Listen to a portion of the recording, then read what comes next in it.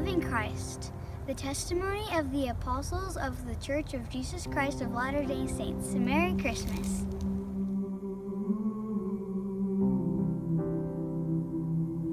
As we commemorate the birth of Jesus Christ 2 millennia ago, we offer our testimony of the reality of his matchless life and the infinite virtue of his great atoning sacrifice. None other has had so profound an influence upon all those who have lived and will yet live upon the earth. He was the great Jehovah of the Old Testament, the Messiah of the New. Under the direction of his Father, he was the creator of the earth.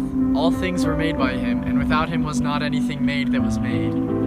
Though sinless, he was baptized to fulfill all righteousness. He went about doing good, yet was despised for it. His gospel was a message of peace and goodwill.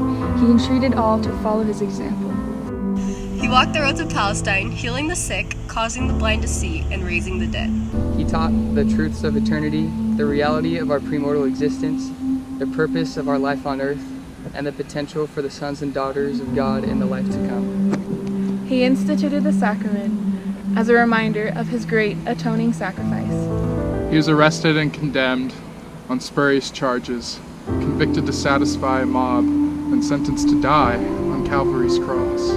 He gave his life to atone for the sins of all mankind. His was a great vicarious gift in behalf of all who would ever live upon the earth. We solemnly testify that his life, which was central to all human history, neither began in Bethlehem nor concluded on Calvary.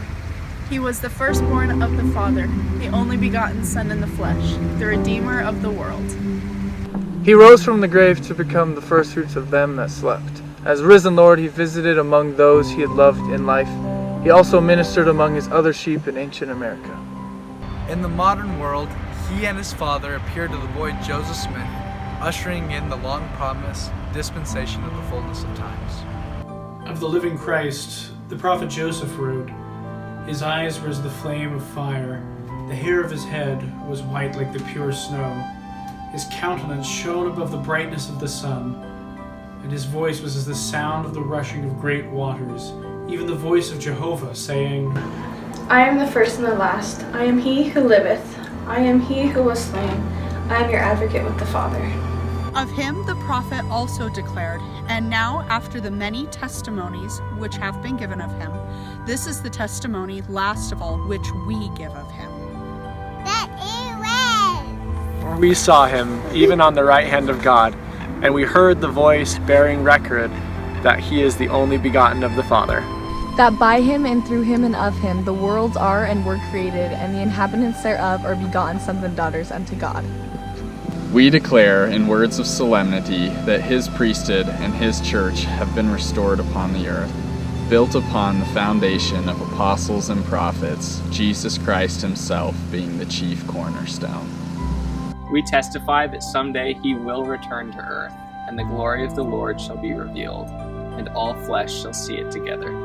And he will rule as King of kings and reign as Lord of lords, and every knee shall bend and every tongue shall speak in worship before him.